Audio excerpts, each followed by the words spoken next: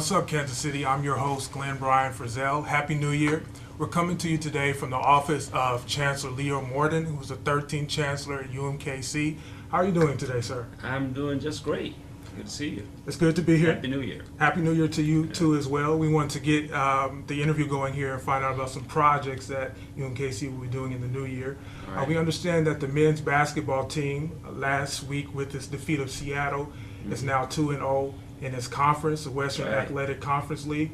Last year there was some publicity, Chancellor Morton, about the athletic department joining the Western Athletic Conference for the first time, Right. as well as hiring former assistant basketball coach of Louisville Cardinals, Right. Kareem Richardson.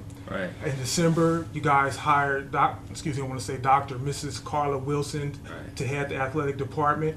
Chancellor Morton, what is your vision for the UMKC athletic department? Well, all of this is about one thing, and that's about UMKC taking the position it should in this city in athletics. Athletics is very important to any university. Our students who are involved are just some of the best students that you can find. I mean, their grade point average, their retention, their graduation rates, they're all among the best across the whole campus. And they do so much to draw attention to the campus. In Kansas City, we probably have about 50,000 alum living in the Kansas City MSA.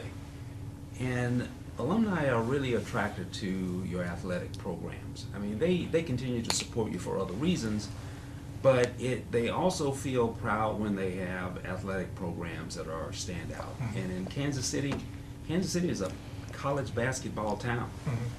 So we just need to step into that. So it's about having, the right coach, being in the right venue.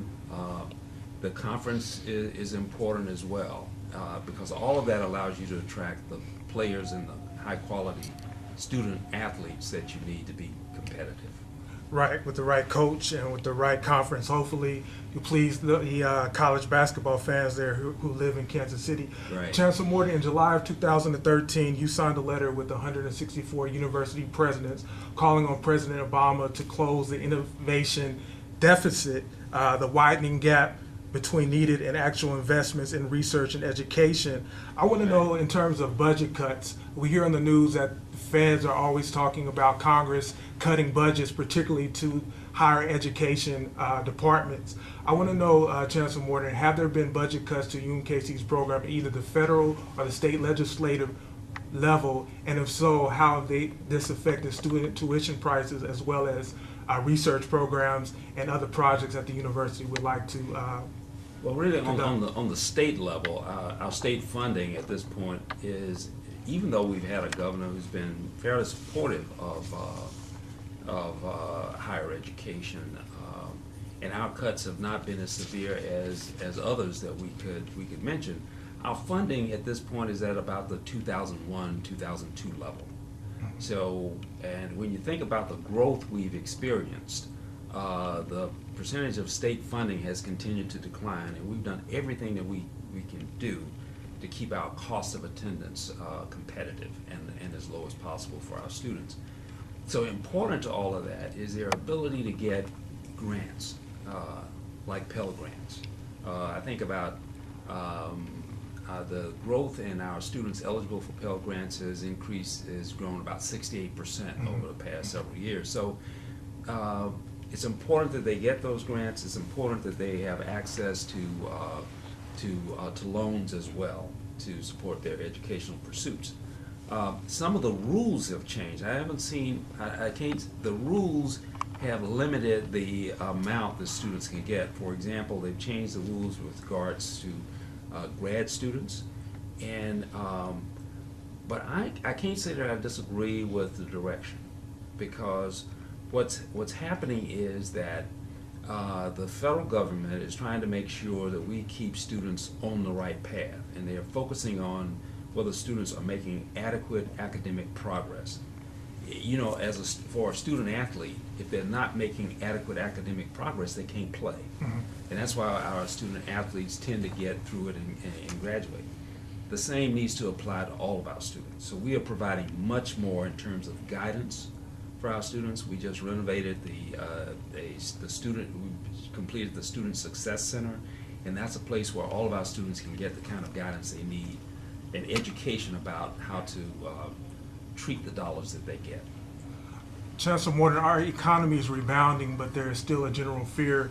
As a student, I may go off to college and graduate and not be able to get the job that I want when I graduate. What would you say to a student who's kind of hesitant about taking on significant financial aid dollars because they don't know that they will get a job and they don't know how they'll be able to pay the money back upon graduating? Well, several things are very important. First, you need to do your homework and understand what gets you excited. You know, think about careers. Think about, maybe you want to be, instead of a person who goes out and get a job, maybe you want to be a person who creates jobs. Maybe Yes. you want to be an entrepreneur. Yes. I mean, at UMKC, we can offer all of those paths for you and give you the kind of advice. We are leading the world in research, in innovation management, which is all about entrepreneurism. And we've got the Kauffman Foundation right next door. So students ought to really understand first, what are they really interested in doing, and get focused on that and get it done as quickly as possible. The sooner you get it done, the less debt you will have. And it's important that you stay focused in doing that. Make sure you take courses that count toward a degree, and it helps when you are focused all the way through the process. The university is doing its role in city development. Chancellor Morton, last October there was an article online, University City Leaders Celebrate Student Housing Project on Hospital Hill. Right. Your picture was in the article along with, I believe, Mayor James and Mr. Reed, who is a city councilman. This new student apartment complex is part of the Beacon Hills complex on the northeast corner of Truce and 25th Street. Right. How is this project coming along? It's coming along great. This is an important housing project for our community. You know that Truce has been the traditional historic racial dividing line, and development on the east side of Truce has not been as robust as it is on the west side. So this is an important development because it's going to be situated on the east side of Truce, and you will see a number of enhancements that will take place in the neighborhood as well. But it's important for the university because we need housing on Hospital Hill for our students. We have medicine, dentistry, pharmacy, and nursing up there. We have residents who are on the UMKC payroll who are in all the hospitals in the hospitals on Hospital Hill and other places. So we needed the housing. But this is one that's also good for the neighborhood, for the community as a whole, for Kansas City. Because it's bringing important development and youth and the like into the community. I would like to ask you a question. In 2006, a reporter said the University of Missouri-Kansas City had a serious problem with its racial climate and a serious lack of diversity in its faculty. This was according to an audit commissioned by the school. Chancellor Morton, in 2009, UMKC reported some improvement to its diversity profile.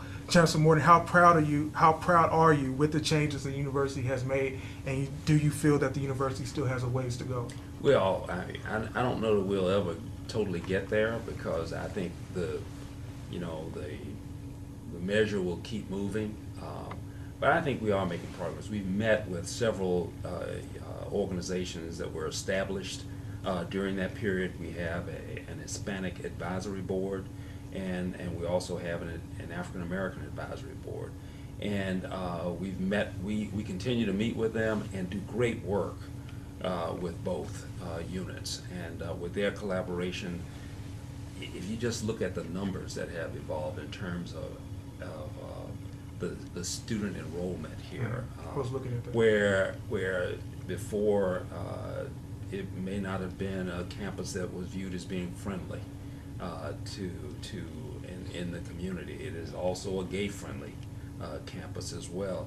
So what we're doing is working with our community partners to make sure that we have a university that is inviting, where students can be successful.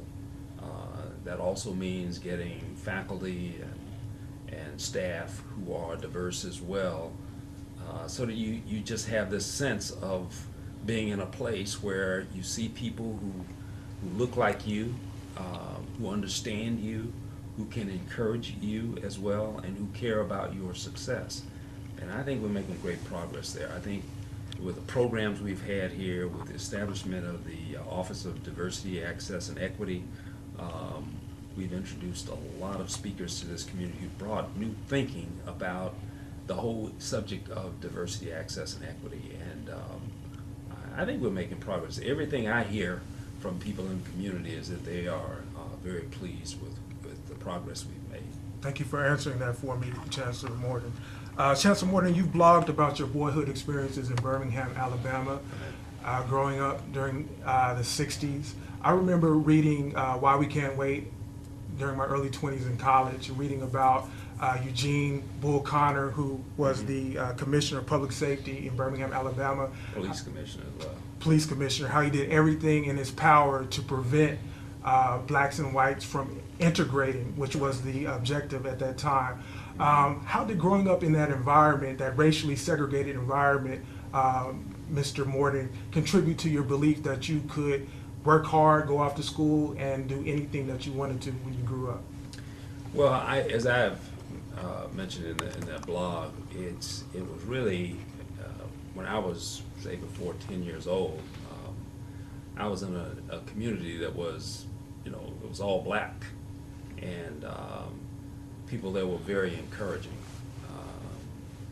My professors were professors who cared about me and who encouraged me. If they had a problem with me, they could tell my parents when they saw them at church on Sunday. Everybody in the neighborhood had permission to kick my behind if they saw me doing something that was wrong. So it was a different environment. But the thing that I've talked about that really made a difference to me and my brother is that I think we were about 8 years old when my father told us, my brother's younger than I am, told us that he thought we could be engineers. And in our community, we could see lawyers and doctors, and we never saw any engineers. My father never saw a black engineer. But we could see people who were janitors or who were doing other things. We could see the contrast in the community.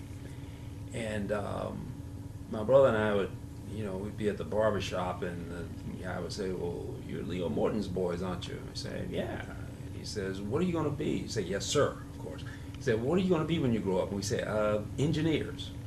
And he said, "You must be good in math. You must be good in science." And we say, "Yes, sir." You see, that vision gave purpose to study. And so we knew we had to be good in those. And today, my brother and I are both engineers.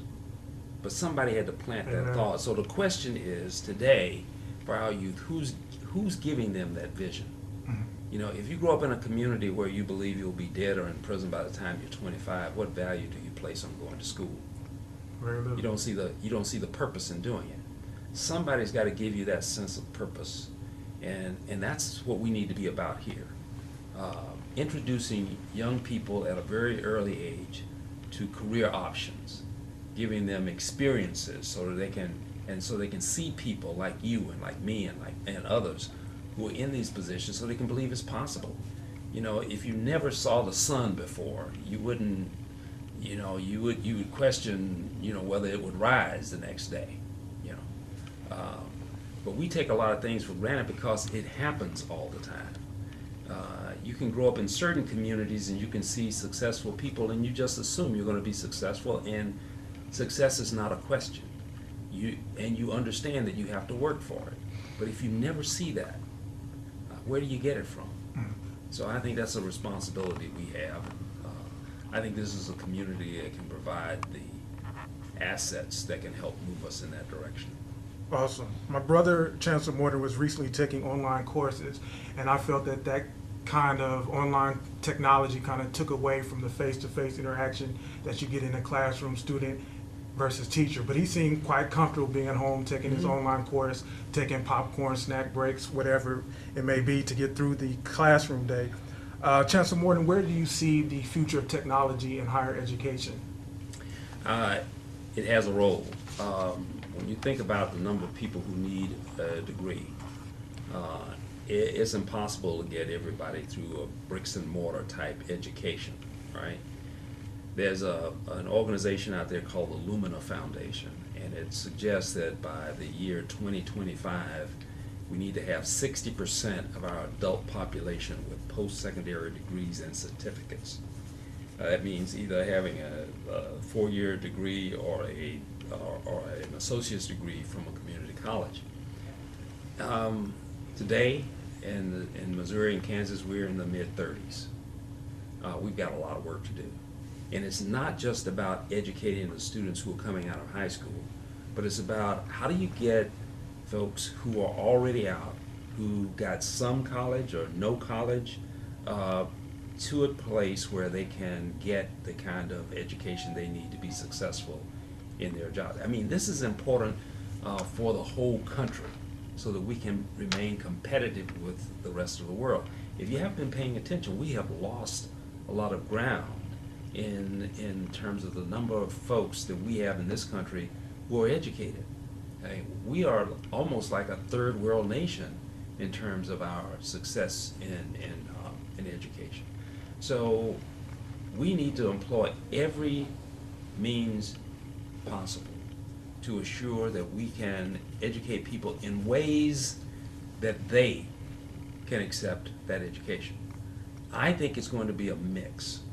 We have talked about, say, the flipped classroom, where instead of going into a classroom and you get lectured to all day and you go home and do your homework and come back to class and get answers, instead you do a lot of that work out front and you do it online, and then you come into the class and you do your homework in a team-oriented environment. I mean, that's using the technology in an intelligent way. Are you active social presence, Chancellor Morton? Are you actively on Facebook, Instagram, Twitter? Do you have accounts that you use? I wish I had the time. I'm not on Twitter or on Facebook. The volume of emails that I get in the course of a day is just is huge. Tons of paper to deal with, lots of people to talk to. I just can't find the time. Probably be very popular. Can you tell us a little bit about KC Prep, what that organization is and your involvement? Oh, Prep KC? Prep KC, excuse me. Prep KC is an organization that was founded, I guess, 7 or 8 years ago, and it had a lot of funding from the Gates Foundation and from the Civic Council and from a number of investors in town. And it was formed in order to assure that there are services provided to the schools, high schools, in 5 of our districts to help assure that we increase graduation rates and students coming out of those schools going on to college. And the 5 school districts are the ones that have the highest number of students getting free and reduced lunch. All right, so these are urban districts. And the intent was to put programs in place, help the school systems put programs in place that will increase success. They've done a great job. One of the programs, that's 2 I would mention, 2 of the 3 programs I mentioned is, one is math benchmarking.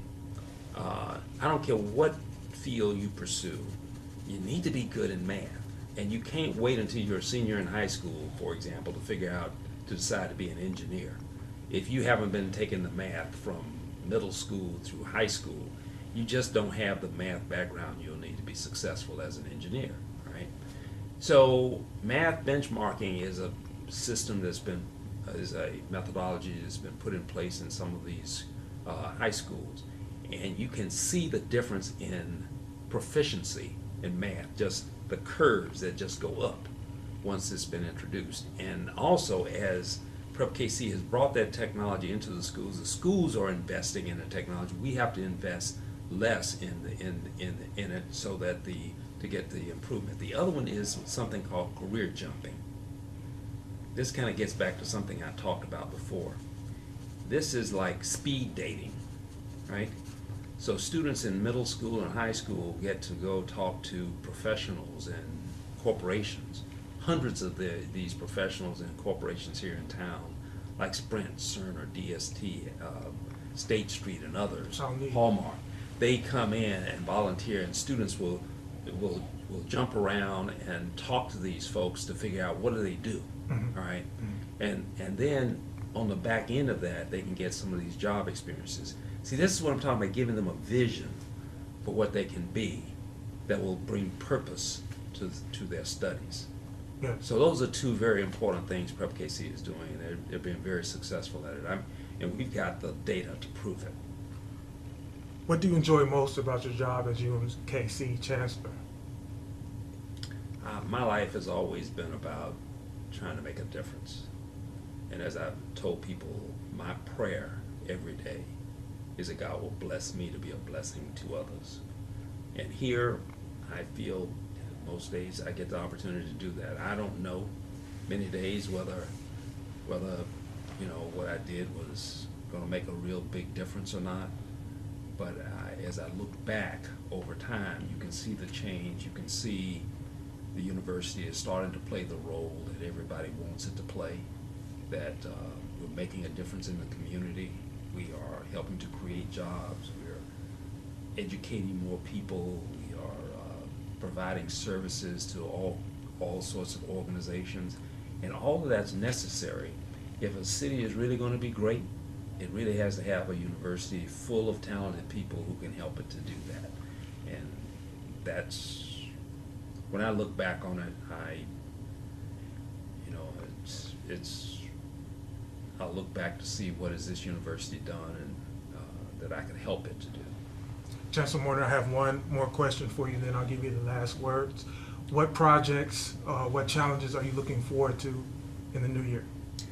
Well, we always have financial challenges. I mean, in fact, I don't care what kind of business you're in, money can solve a lot of things. So you never have enough, right? So what we're trying to do is strategically, though, we're just not trying to do things for ourselves. We're trying to do things for the community, and that's really about growing the number of our student body. Having more undergraduate students in particular. I mean, we've got lots of graduate programs, and we have more professional programs than our other regional universities, because we've got medicine, dentistry, pharmacy, and law as professional schools, but we have a large graduate and professional enrollment. We're trying to grow undergraduate because that's something that's needed across this whole region. And in the process, that will help us with our revenues, because most of the revenues we get are from students paying tuition and fees, right? So holding our costs down, making sure that we keep it affordable, making sure we keep the quality growing. I mean, that's what we're all about. And of course, we have other building projects that are coming along, and we've got. But all of it is to service our enrollment and for the betterment of the region that we serve. Chancellor Morton, I do thank you for your time. I'll give you final words before I wrap up here. Well, I don't know that I can add much to what we've already talked about, but I would encourage anybody out there to understand that UMKC is Kansas City's university, and we're doing everything that we can to be of service to this community. And if you need us for anything, give us a call. We're here to serve you, and we'd love to see more students encouraged to come give us a look, because I think once you see this campus, once you get exposed to the great faculty we have here and the wonderful students, you'll just love this whole place. Thank you. Chancellor Morton, we'd like to thank you for your time, and we do hope that you will keep us up to date of the latest going on, whatever is going on here at UMKC. My pleasure. Thanks for inviting me. All right, I'm your host, Glenn Brian Frizzell. What's Up Kansas City? View more video online at www.whatsupkansascity.net. And remember, the sky's the limit. If you shoot for the moon and you miss, at the very least, you would have landed among the stars. Till next time, take care. What's up, Kansas City? I'm Brianna Garlington. I'm Charles Williams. And I'm Derek Parker. And we are CMG. CMG. And we would like to welcome you to follow both websites. That's whatsupkansascity.net and cascadesports.tv. Some of our programs consist of Are You Awoke?, Coach's Corner, and many more interviews, news, and blogs. Be sure to like our Facebook page and follow us on Instagram at Cascade Media Group and Twitter at What's Up KC and Cascade Sports. And remember, the victory we call success Goes to the best prepared. And when you invest in your community, You are really just investing in yourself. so don't just like it, share it.